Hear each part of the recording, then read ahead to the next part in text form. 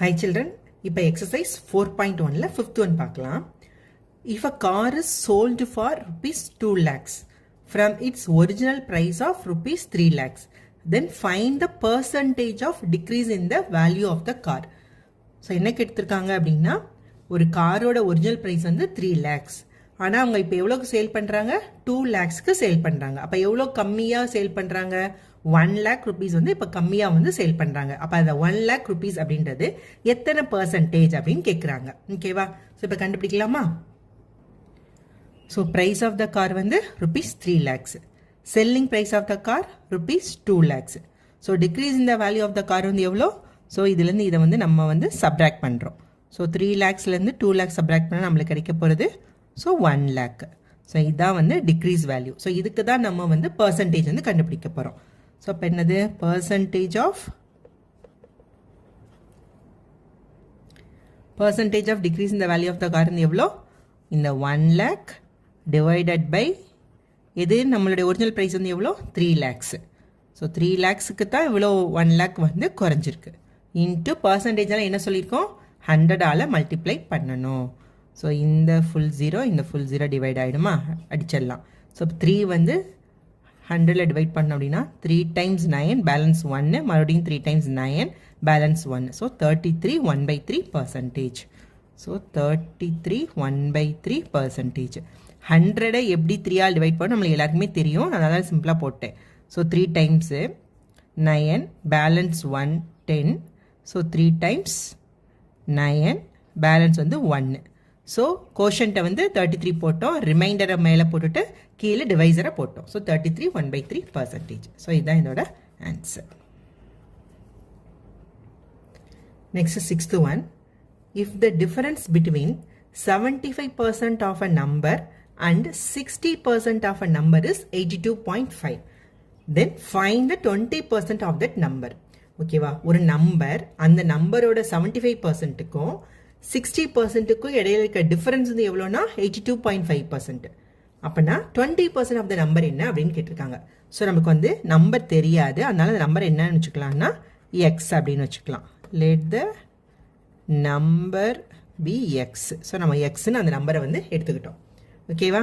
இப்போ 75% of x minus 60% of x, இதுதான் எவ்வளோ 82.5. ஓகேவா? ஸோ 75% என்ன சொல்லியிருக்கோம் 70/100 ஆஃப்னா மல்டிப்ளை பண்ணுறது. So 75/100 of x minus 60/100 of x equal to 82.5. ஓகேவா? ஓகே. அப்போ இது 70/100 ஆஃப் எக்ஸ் மைனஸ் 60/100 ஆஃப் எக்ஸ்னால் என்ன வரும்? 75ம் 60 என்ன எல்சிஎம் ஒரே மாதிரி தான் 100 தான் இருக்குது. அப்போ என்ன வரும் 15/100 ஆஃப் எக்ஸா? So 15/100 of x is equal to 82.5. So x is equal to 82.5 into 100 divided by 15. ஓகேவா? கிராஸ் மல்டிப்ளிகேஷன் பண்ணிட்டோம். ஓகே. ஸோ 15 வந்து 5ஆல் டிவைட் பண்ணலாமா? ஸோ இதவே டிவைட் பண்ணி பார்க்கலாம். ஸோ 3ஆல் ஃபஸ்ட்டு 5ஆல் டிவைட் பண்ணலாம். 5ஆல் டிவைட் பண்ணால் 3 டைம்ஸா? இது வந்து ஸோ இது 1 டைம், இது வந்து பேலன்ஸ் வந்து 32, 6 டைம்ஸ் 25. ஓகே. ஸோ அகெயின் இது 3ஆல் டிவைட் பண்ணிடலாம். ஸோ 3ஆல் டிவைட் பண்ணுறோம் அப்படின்னா இது 1 டைம், இது வந்து 5 டைம்ஸ், மிச்சம் balance 1 5. So 5.5.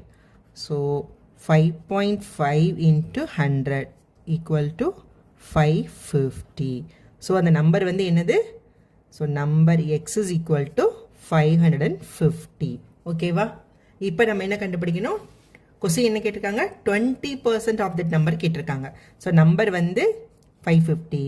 So 20% of x is equal to 550 into 20 divided by 100. So இந்த 0 ரெண்டு அடி ஆகிடும். So 110. So 20% of the number வந்து 110. 7th one. A number when increased by 18% gives 236. Find the number. ஒரு நம்பர் இருக்குது, அந்த நம்பர் வந்து என்ன நம்மளுக்கு தெரியாது. ஸோ அந்த நம்பரை இன்னும் 18% இன்க்ரீஸ் பண்ணணும். 18% ஆஃப் த நம்பர் கொடுக்கல, 18% இன்க்ரீஸ் பண்ணணும் தான். நல்லா வாஸ்து பாருங்க, இன்க்ரீஸ்டு பை 18%. அப்படின்னா அது வந்து 236. ஃபைண்ட் த நம்பர் அப்படின்னு கேட்குறாங்க. இப்போ உங்களுக்கு எக்ஸாம்பிளுக்கு ஒரு நம்பர் வந்து இப்போ 100 அப்படின்னு வச்சுக்கலாம். ஓகேவா?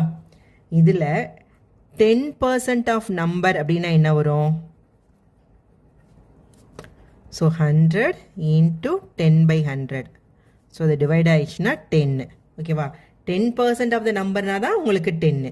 Increased by 10%. இதை வந்து இந்த நம்பரோட இன்னொரு 10 வந்து இன்க்ரீஸ் பண்ணுறோன்னு அர்த்தம். ஸோ இன்க்ரீஸ்டு இந்த நம்பரை இன்க்ரீஸ்டு டு 10% அப்படின்னா ஸோ என்னது? அந்த நம்பர் 100 ப்ளஸ் 10% வந்து 10. அப்போ 110. ஓகேவா? ஸோ அதே மாதிரி தான் இந்த கொஸ்டின் என்ன சொல்லியிருக்காங்க, ஒரு நம்பர் நம்மளுக்கு என்னன்னு தெரியாது. ஸோ நம்ம நம்பரை வந்து எக்ஸ்ன்னு வச்சுக்கலாம். Let the number be x. நம்மளுக்கு தெரியாது, அதனால் நம்ம இப்போ எக்ஸ்ன்னு வச்சுக்கலாம். ஓகேவா? ஸோ அந்த நம்பரை வந்து இன்க்ரீஸ் பண்ணுறோம். அப்போ அந்த நம்பர் அப்படியே தான் இருக்கும். அதோட 18% வந்து இன்க்ரீஸ் பண்ணுறோம். 18% ஆஃப் எக்ஸ். அந்த நம்பர் ப்ளஸ் 18% ஆஃப் எக்ஸ் தான் எவ்வளோ? 236. இங்கே பார்த்தீங்களா? 10%னா 10. ஸோ இன்க்ரீஸ் 10%னா அந்த நம்பரோட இன்னொரு 10% வந்து ஆட் பண்ணி வர்றது தான். அப்போ நம்பர் நம்மளுக்கு தெரியாது எக்ஸ், அதோட 18% ஆஃப் எக்ஸ் வந்து 236. ஓகே. ஸோ எக்ஸ் ப்ளஸ் 18% என்ன பண்ணுவோம்? 18/100 ஆஃப் எக்ஸ் ஈக்குவல் டு 236. ஓகேவா? ஸோ இப்போ எல்சிஎம் எடுத்தோன்னா என்ன வரும் நம்மளுக்கு? 100. அப்போ இது வந்து 100x plus 18x divided by 100 is equal to 236. Okay. அப்போ இது வந்து 118x divided by 100 is equal to 236.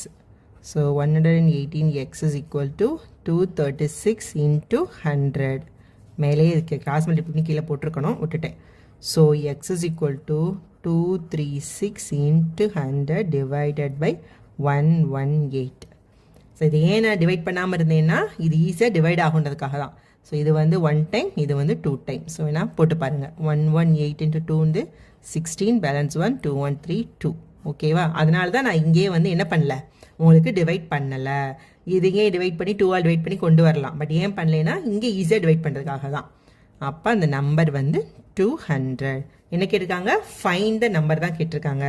So x is equal to 200. So இதுதான் நமக்கு ஆன்சர்.